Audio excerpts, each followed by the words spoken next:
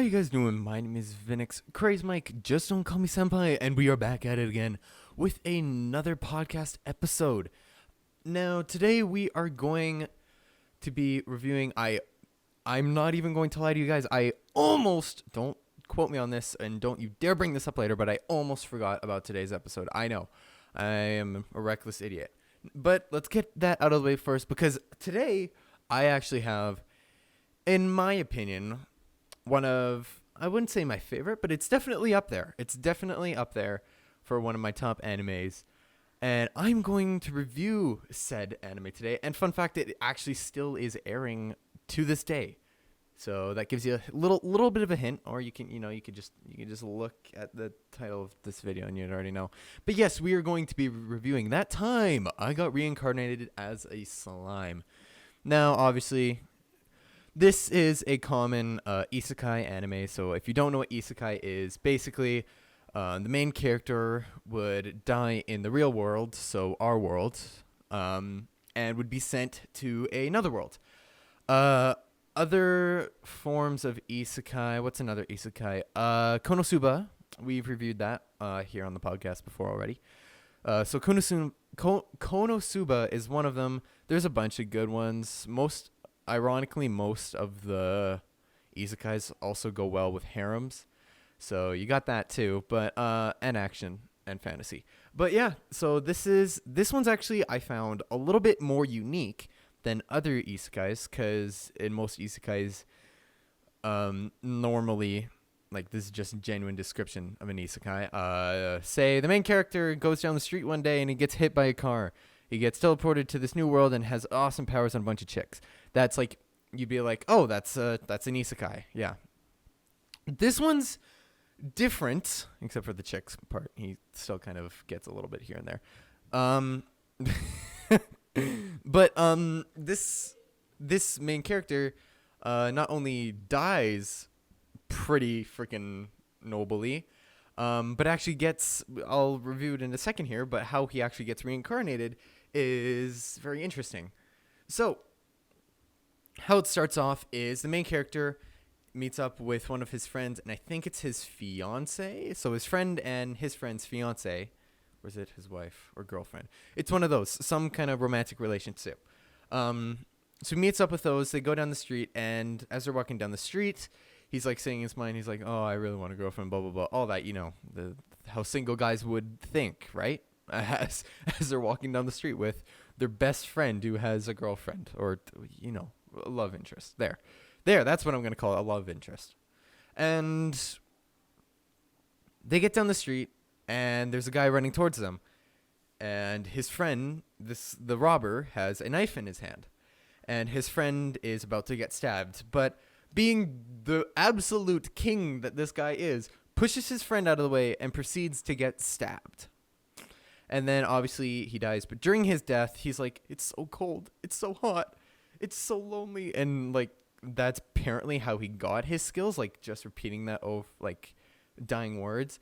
And then in his brain, he's like, heat resistance or water resistance. And then, like, it just keeps adding and adding on. And he keeps going on, so he keeps getting more and more buff. And then, when he gets reincarnated, he comes back as a slime. Now, here's the funny thing about this character. He wouldn't have been strong if he were just a plain old slime, but he's using his abilities to grow and grow and grow. So once he gets reincarnated, he doesn't have eyes or hearing or can talk to start. But he's in this cave, and he eats up all the resources there. Like, there's some magic crystals, some plants used for healing potions. And he stumbles upon the dragon. What's the dragon's name? Oh, wait, I don't think it had a... Yeah, it had a name. Anyway, but he comes up upon this dragon, and the dragon's like, I will grant you the power of sight and hearing if you promise not to run away when you see me. And so they do it. The main character obviously gets a little scared, but he doesn't run away. And the dragon explains, hey, I've been trapped in this kind of like sphere. It's kind of like a dome. I've been trapped in this dome for, I think it was like 300 years, I think I'm pretty spot on with that. Keep in mind also, the first time doing a recap of the episodes without reading anything. I'm really proud of myself here. Okay. Oh shoot! Now I lost my spot. What is it? Dragon. So yeah, the bubble. He did it when he invaded a town carelessly, and some hero defeated him and trapped him in the cave with like a sphere around it. So the main character is like, oh, one thing leads to another. They have like whole conversation, and eventually like, oh, why don't we become friends? Yay, power of friendship! No, just kidding. That's fairy tale. So they both give each other names, and I'll explain it later because it comes into effect later. The whole name thing. The name thing is really confusing to me. Well, kind of. Anyway, so they give each other names. The main character's name is Rimuru Tempest, and the dragon's name is something Tempest. They both had Tempest in their name, but I can't remember what the dragon, his name ended up being. But yeah, main character's name, Rimuru Tempest. So Rimuru eventually makes his way out of the cave and stumbles upon these group. Oh, well, sorry. I got ahead of myself. But they tried to release Tempest. I'm just going to call him Tempest from now. The dragons. Dragons Tempest. Rimuru Tempest. I'm just going to call Rimuru. So Tempest was stuck in this dome, and Rimuru needs to try to get him out of here. But how is he going to do? There's no one at the door. She just randomly started barking. So, the main character, he couldn't get the dragon out of the sphere. So, it's like a magical like sphere, so like nothing can get out. So, what the Rimuru had to do is literally eat Tempest, his whole body, like his complete whole body, and just eat it. And then eventually they'll break out, which they haven't broken out yet. Spoiler, they haven't broken out yet, or they haven't figured out how to yet. But there's little hints that he's getting close throughout the series. So he eats him. I don't think he gains any of his powers, because Rimuru, whenever he eats something or absorbs it, he gains that thing's powers, which you'll see in literally like a couple more minutes into the anime. And then as he's getting out the caves, as I just said, he stumbles upon monsters with different skills, and he collects those skills. And by the time we make it out of the dungeon, oh, hold on, I got something in my eye. Ugh, jeez, did I just mess up my glasses? I did.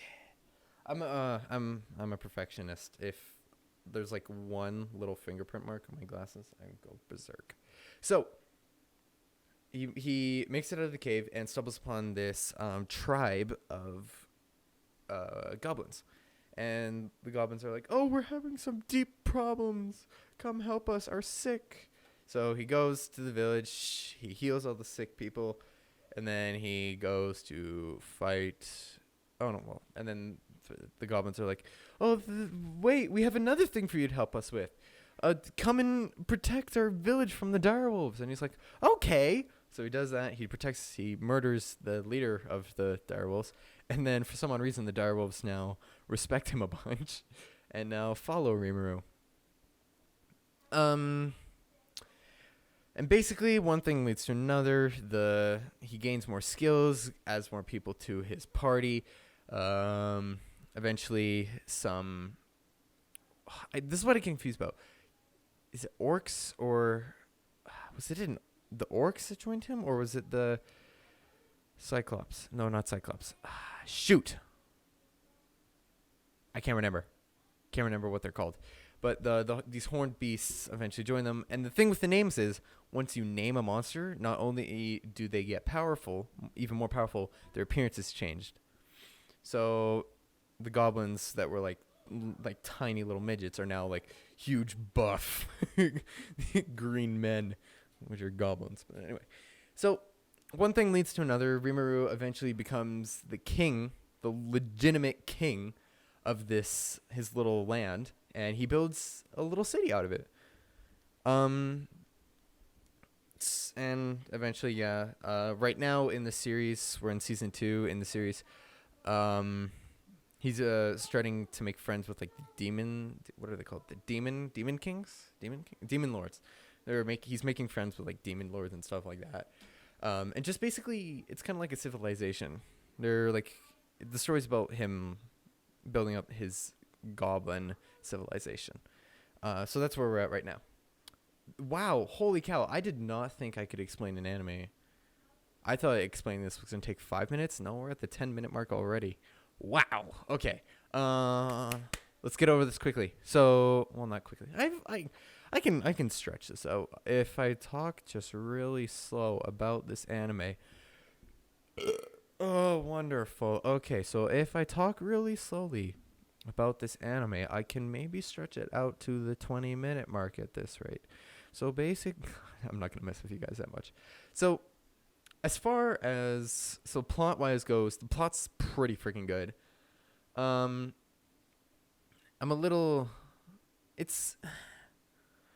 I'm trying to find complaints because I've been getting comments saying, well, not on my video specifically, but people have been telling me that, hey, you rate animes, you're way too nice.